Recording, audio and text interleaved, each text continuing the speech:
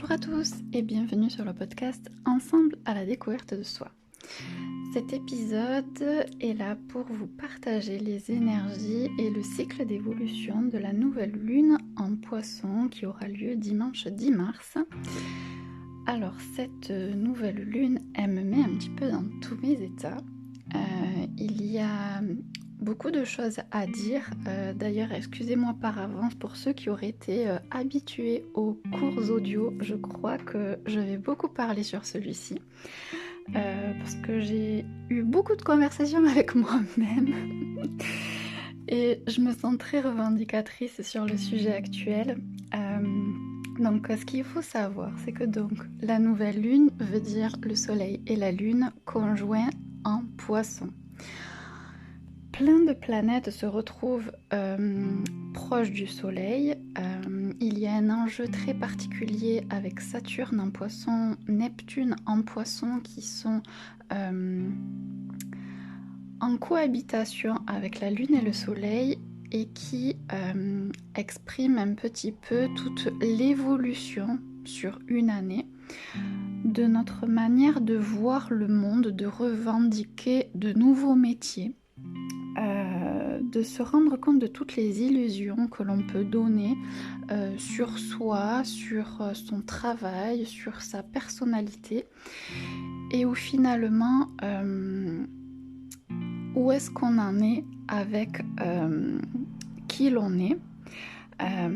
Est-ce qu'on arrive à se détacher de nos peurs pour pouvoir en fait générer cette nouvelle personnalité, ou est-ce que cette ancienne personnalité avec laquelle on a fait beaucoup d'avancées en termes de prise de conscience continue quelque part à persister, vous mettre dans des situations où vous continuez à vous cacher, à vous sentir angoissé, à vous rendre compte que finalement il y a encore des choses qui ont été comprises mais qui n'ont pas été profondément transformées et incarnées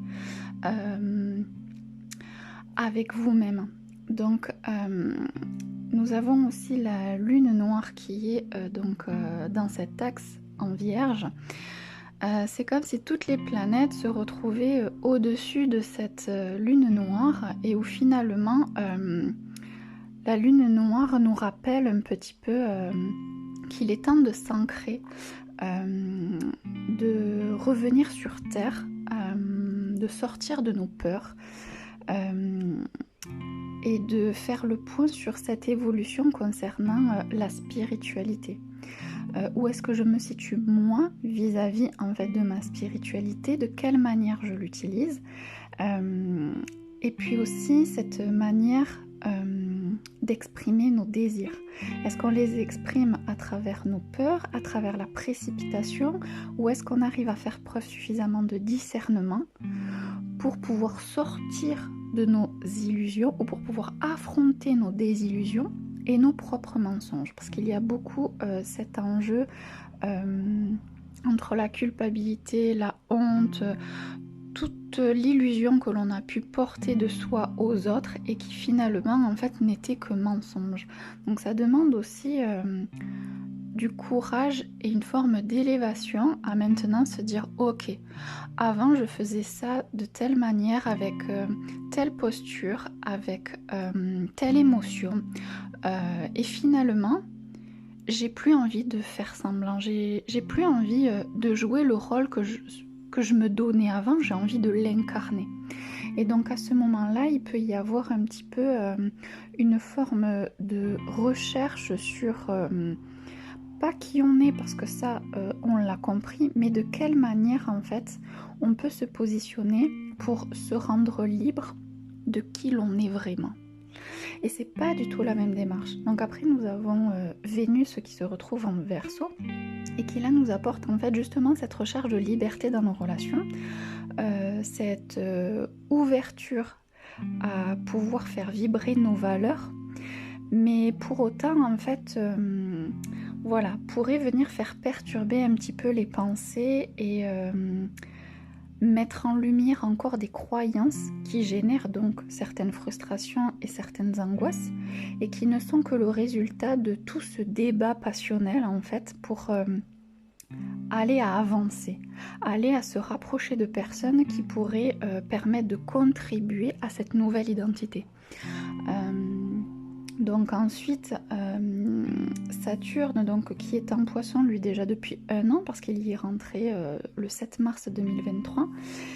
Et on était déjà au niveau du collectif sur des remises en question, donc notamment sur les métiers dans l'ésotérisme, tout ce qui est astrologie, tout ce qui est métier non conventionné, médecine chinoise, et de se rendre compte en fait à quel point on a donné notre pouvoir personnel à l'extérieur, à ce genre de thérapie nouvelle qui avait du sens à un moment donné, mais finalement qu'on s'est trop caché derrière une autre personne plutôt que de prendre ses responsabilités.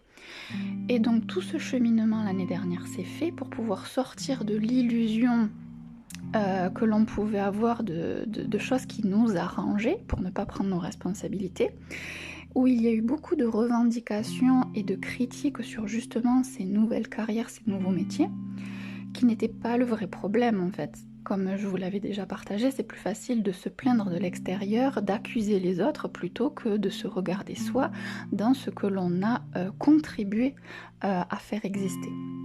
Et donc finalement, à un moment donné, il y a toujours des gens qui jouent un petit peu trop dans le jeu et qui usent et usurpent aussi certaines étiquettes, certaines postures professionnelles, et pour lesquelles il n'y a pas besoin de se contenter de regarder ces métiers non diplômants, parce que même les médecins traditionnels sont les premiers justement à faire des fraudes, à chercher toujours à contourner finalement la loi, et ça c'est dans n'importe quel métier. Je connais pas un métier où à un moment donné en fait on ne triche pas avec les règles et les lois de l'État. Donc voilà, je pense que toute l'année dernière il y a eu vraiment ce premier pied dans ce signe du Poisson. De quelle manière en fait je me relie aux autres, quelles sont finalement les choses que je me fais croire qui m'arrangent bien et où finalement ça a ses limites.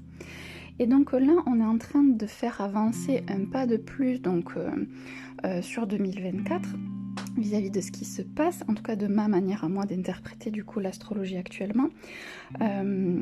C'est le fait vraiment, dans ces revendications sociales, dans cette situation aussi où Pluton est rentré en Verseau, de pouvoir porter en fait un changement politique et de se rendre compte en fait à quel point finalement on a donné crédibilité aussi au pouvoir de la loi à travers la notion de diplôme notamment et de reconnaissance par l'État, et qui n'a plus de sens parce qu'aujourd'hui on ne croit même pas en fait aux valeurs que l'État porte, donc liberté, égalité, fraternité. On se rend compte que c'est des mots qui n'ont pas été portés, qui ne se vibrent pas en pleine conscience et qui finalement ont besoin d'être un petit peu remis au goût du jour. Qu'il y a des choses dans la société à transformer pour pouvoir réellement en fait les incarner. Et en fait c'est exactement un petit peu ça que je ressens au niveau de cette remise en question sur ces métiers dont je suis concernée, parce que l'astrologie n'est pas du tout reconnue par l'État, et en même temps de quelle façon en fait réellement je peux arriver à m'estimer moi quand du coup j'attends d'un État auquel en fait je ne crois pas de valider quelque part mon métier, ma profession. C'est un non-sens en fait complètement. Je sais pas si ce que je vous dis vous parle, mais il y a vraiment cette prise de conscience en tout cas que je suis en train de faire sur le fait que l'on critique et on ne croit plus en la politique de par ses abus, et pour autant on continue à taper du doigt en fait sur des entrepreneurs, de nouvelles personnes en fait qui voient le jour dans les métiers du soin à la personne notamment, parce que tout ce qui est thérapie comme ce que je fais, on est vraiment à aider, à accompagner les gens, donc on est sur du soin à la personne, en tout cas c'est mon image de ce que je pratique. Et finalement, en fait, pourquoi on devrait douter de ces métiers-là, et quand est-ce qu'on va arriver à arrêter d'être valorisé par l'extérieur, alors qu'on ne croit même plus en ce qui existe à l'extérieur de soi.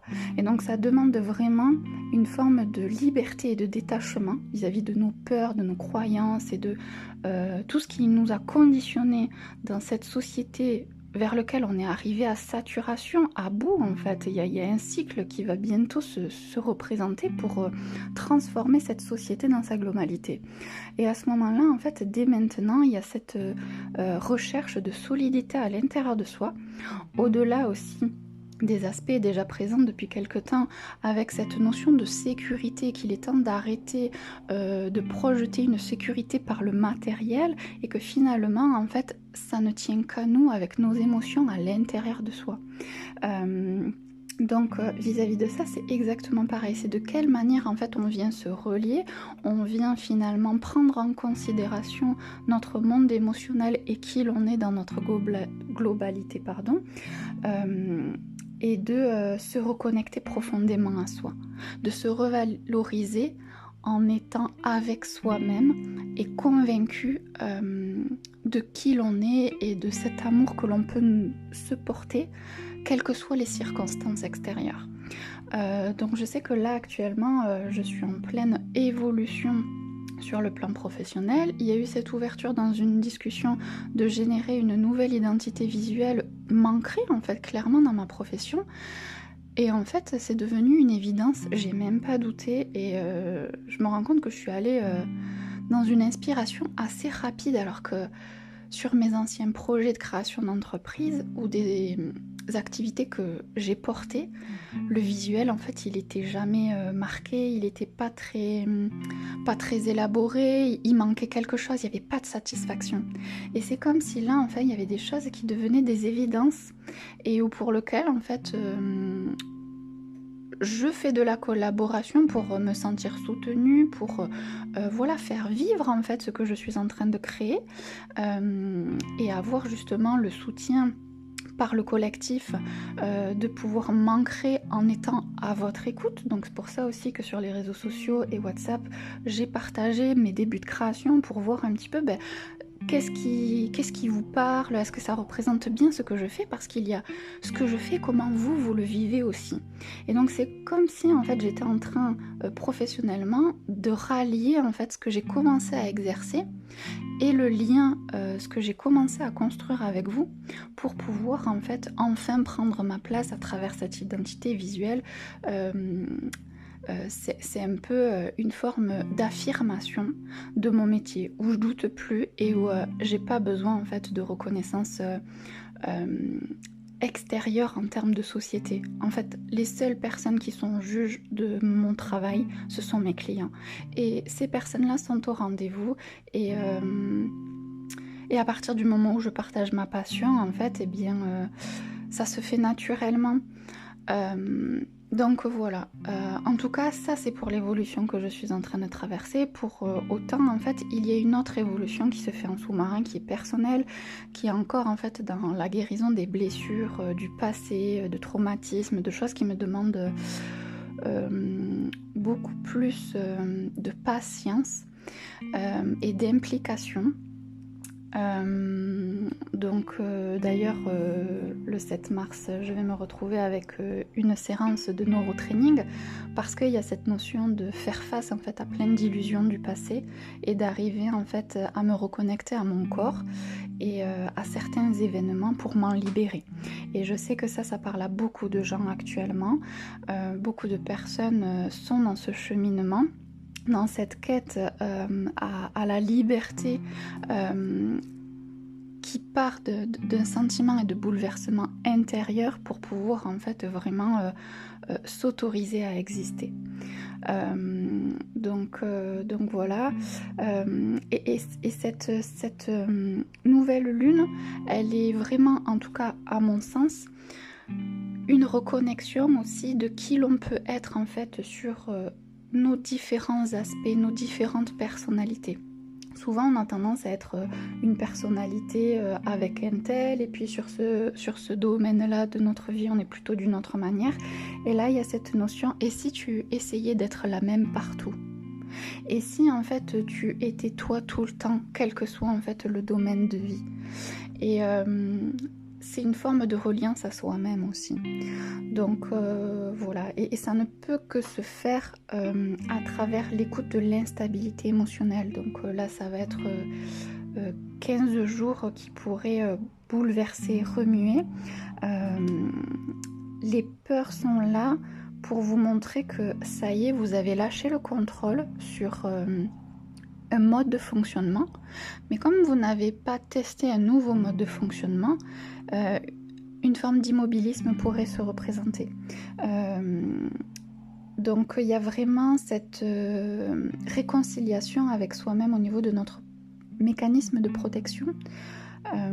Parce que si on a pu considérer des révélations sur soi, il y a vraiment maintenant cette phase de j'ose faire de nouvelles choses, j'ose innover, j'ose me laisser aller à l'écoute de mes sensations.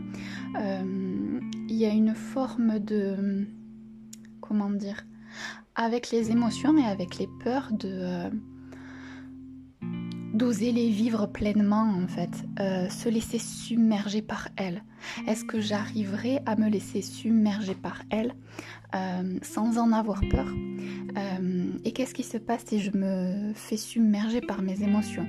Eh bien à ce moment-là, mes techniques d'ancrage, mes techniques pour pouvoir revenir les pieds sur terre, c'est là qu'elles vont pouvoir se positionner. C'est à ce moment-là qu'on va pouvoir se rendre compte en fait qu'on a appris plein de choses, qu'on est en capacité de faire de nouvelles choses et de fonctionner autrement. Mais si on ne se laisse pas submerger par ses émotions, on ne peut pas faire quelque chose de nouveau avec ce que l'on possède. Donc voilà, je vous souhaite vraiment de vous rendre compte que là, il y a une vraie opportunité à se réconcilier avec soi-même. Que ce soit à travers de la thérapie, que ce soit à travers de l'auto-guérison avec soi-même, que ce soit par le fait de vous foutre la paix aussi et de dormir. Attention quand même pour certains, dormir devient une fuite.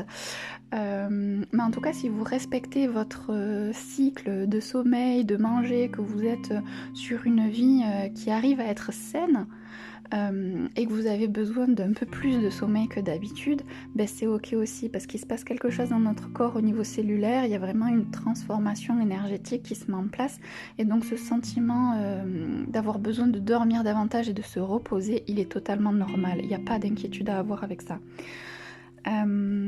Parce que chacun aussi avec notre corps et avec ce que l'on vient défier avec soi-même, on ne le vit pas tous de la même façon, donc voilà.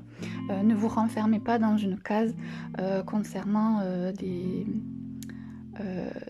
normes au niveau des ressentis ou de la manière de vivre ce que vous traversez. Donc ensuite, qu'est-ce que je pourrais vous dire d'autre? Eh bien, voilà, le nettoyage se fait à travers le cycle du poisson. C'est aussi le dernier cycle de la roue zodiacale. Donc il y a vraiment un nettoyage et un rassemblement de toutes les prises de conscience qu'on a pu faire en fait dans chaque signe du zodiaque pendant 11 mois. Et là sur ce 12e mois, avec cette énergie de reliance et de fusion, il y a vraiment une forme de reset avec soi-même sur son identité, sur ce que l'on porte et de libération pour pouvoir en fait ouvrir ensuite au mois d'avril avec l'énergie du bélier, la renaissance de soi. Vraiment cette démarche à entreprendre une nouvelle vie parce qu'entre-temps j'ai fait du ménage, je me suis écoutée, je me suis rendu compte en fait de ces petits messages et de ces subtilités émotionnelles qui me mettaient à mal parce que parfois physiquement ça peut faire très mal et où je ne suis pas malade, je suis juste en difficulté. Et ça va bien se passer, j'ai juste besoin d'un peu plus de temps pour pouvoir faire mon cheminement. Et donc chaque chose en son temps et chacun à son rythme. Voilà, donc après avec Neptune en poisson proche du soleil et Mercure qui est pas loin, il pourrait y avoir des révélations à travers vos rêves, des révélations intuitives en fait. Quelque chose qui se détache de l'instinct de survie. L'instinct de survie, c'est plus avec l'ego, le mécanisme de protection, avec le mental. Là, on est plutôt sur l'instinct, dans l'émotionnel, dans ce que l'on ressent quand on est au contact de notre environnement. Qu'est-ce qui est juste pour nous à travers ce que là, en fait, je suis en train de capter. Et finalement, ne pas toujours porter des mots sur ce qui se passe, c'est pas grave. Mais si je le sens, en fait, je me laisse aller à y aller. et plus vous allez oser user de votre intuition, et plus finalement vous allez être dans le mouvement de ce monde émotionnel. Et plus vous allez apprivoiser l'usage de ce monde émotionnel. Donc voilà, c'est un nouveau cap que pour moi je suis en train de voir, que nous sommes en train de franchir, et qui nous permet justement de continuer à cheminer sur la guérison de nos blessures et du transgénérationnel. C'est pas terminé, et là c'est comme si l'étape de la reconnexion à soi était la clé pour pouvoir en fait prendre ma place dans le monde. Donc voilà, prenez soin de cette période-là. Et donc c'est un cycle du coup de 6 mois qui démarre donc dimanche le 10 mars. Donc voilà, il y en a certains, d'entrée de jeu dès maintenant, il y a des choses qui vont se mettre en place, d'autres ça va prendre plus de temps. Voilà, 6 mois, ça laisse la place à beaucoup d'événements, de nous permettre de nous relier à soi et de se réconcilier avec ses émotions et avec qui l'on est dans ce corps, dans cette vibration. Voilà pour tout ça. Donc ensuite la newsletter va suivre pour aller plus sur des questions d'introspection, vous permettre de faire le point de cette période et de porter en fait vos intentions. Quelle est la voie que vous souhaitez du coup engager pour aller à cette réconciliation de vous. Voilà, donc j'espère que tout ce que j'ai partagé, ça vous a suffisamment remué pour ressentir ce qui était aussi juste là actuellement pour vous. Concernant donc la suite de ce que je propose, il y a le salon du Festival du Bien-être à Ghisonaccia le 30 et le 31 mars, donc je serai présente. Je ferai des petits rendez-vous de 30 minutes pour pouvoir en fait accéder à l'étude de carte natale de manière succincte pour faire connaissance avec ma pratique de l'astro-coaching et de comment je peux vous accompagner. Et puis une conférence aussi sur notre chemin d'évolution et la transformation dans nos relations vis-à-vis de ces nœuds lunaires et de cet atelier du mois qui aura lieu également le dimanche 17 à Ghisonaccia, à l'espace Vitanova. Voilà, donc l'évolution se présente à nous. Qu'est-ce que nous allons pouvoir en faire ? Voilà, il n'y a que vous pour décider de quelle voie vous voulez prendre. Sur ce, je vais arrêter mon blabla et puis je vous dis à une prochaine.